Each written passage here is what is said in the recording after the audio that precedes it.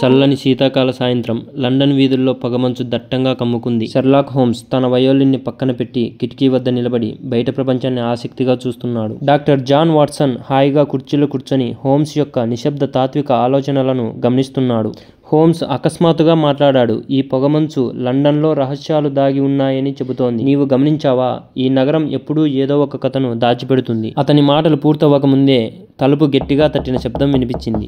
వాళ్ళ గృహ నిర్వాహకురాలు మిసెస్ హాడ్సన్ ఒక యువతిని లోపలికి తీసుకొచ్చింది. ఆమె ముఖంలో భయం, ఆందోళన స్పష్టంగా కనిపించాయి. ఆమె పేరు మిస్ ఎలీనా గ్రే, ఒక ధనవంతురాలైన వ్యాపారి కుమార్తె. మిస్టర్ హోమ్స్, నాకు సహాయం కావాలి. ఆమె గొంతులో ఆందోళన. నా తండ్రి మిస్టర్ హెన్రీ గ్రే మాయమయ్యారు. అతను గత 3 రోజులుగా కనిపించలేదు. పోలీసులు ఏమీ చేయలేకపోతున్నారు. మిస్ ఎలీనా వివరించింది. ఆమె తండ్రి హెన్రీ గ్రే ఒక ప్రముఖ వస్త్ర వ్యాపారి. ఆయన ఇటీవల ఒక రహస్యమైన వ్యక్తితో వ్యాపార ఒప్పందం గురించి మాట్లాడుతున్నాడు. ఆ వ్యక్తి ఎవరో ఎలీనాకు తెలియదు, కానీ ఆయన ఒక ముఖం లేని వ్యక్తి అని, ఎల్లప్పుడూ నీడల్లోనే కనిపిస్తాడని చెప్పాడు. హోమ్స్ ఆసక్తిగా విన్నాడు. మీ తండ్రి గదిని నేను పరిశీలించాలి అన్నాడు. వాట్సన్, సిద్ధంగా ఉండు. ఈ రహస్యం మనల్ని లండన్ యొక్క లోతైన చీకటిలోకి తీసుకెళ్తుంది. వాళ్ళు గ్రే హవేలీకి చేరుకున్నారు. హెన్రీ గది చీకటిగా రహస్యమైన వాతావరణంతో నిండి ఉంది. హోమ్స్ తన లాంతరు వెలుగులో గదిని పరిశీలించాడు. హెన్రీ గదిలో కనిపించిన చిత్రంలో ఒక వింతైన చిహ్నం ఉంది. 3 రేఖలు, ఒక వృత్తంలో కలిసిన గుర్తు, పసుపు కాగితం మరియు గాజు గుండీని జాగ్రత్తగా పరిశీలించాడు. వాట్సన్, అన్నాడు హోమ్స్,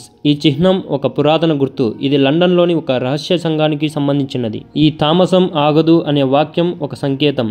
ఇది ఒక హెచ్చరిక కావచ్చు, లేదా ఒక ఆజ్ఞ కావచ్చు. గాజు గుండీని పరిశీలిస్తూ అతను కొనసాగించాడు. ఈ గుండీ సాధారణమైనది కాదు. దీనిలో ఒక సూక్ష్మమైన రసాయనం ఉంది.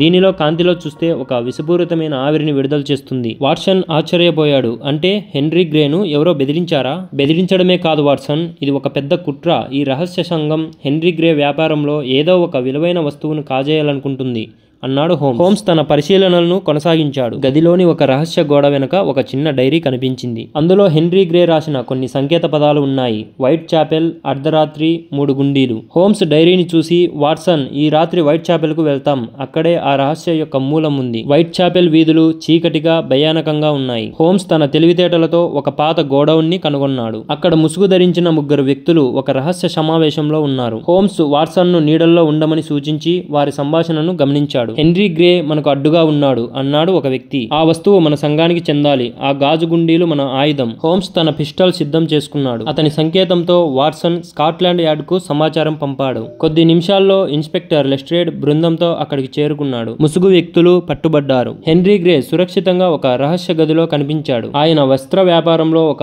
అరుదైన రత్నాన్ని దాచి ఉంచాడు. దానిని ఒక రహస్య సంఘం కాజేయాలనుకుంది. గాజు గుండీలు ఒక విషపూరిత ఆవిరిని విడుదల చేసే ఆయుధాలు. దానిని ఉపయోగించి హెన్రీని బెదిరించారు. హోమ్స్ యొక్క తెలివితేటలు, సూక్ష్మమైన పరిశీలనలు ఈ కుట్రను ఛేదించాయి. మిస్ ఎలీనా కృతజ్ఞతలు తెలిపింది. మిస్టర్ హోమ్స్, మీరు నా తండ్రిని కాపాడారు. మీ తెలివి అసాధారణం అంది. హోమ్స్ నవ్వాడు. వాట్సన్, ఈ నగరంలో రహస్యాలు ఎన్ని ఉన్నా అవి నా పరిశీలన నుండి తప్పించుకోలేవు. హాయ్ ఫ్రెండ్స్, ఇన్వెస్టిగేషన్ అనగానే మనకు గుర్తొచ్చేది షెర్లాక్ హోమ్స్ నేమ్. ఆయన ఇన్స్పిరేషన్ గా తీసుకొని ఈ స్టోరీ మీ ముందుకు తీసుకొని వచ్చాను. ఇలాంటి స్టోరీస్ ఇంకా మీ ముందుకు తెస్తూనే ఉంటాను. నా పేరు Renad Shiva. Stay tune to next video.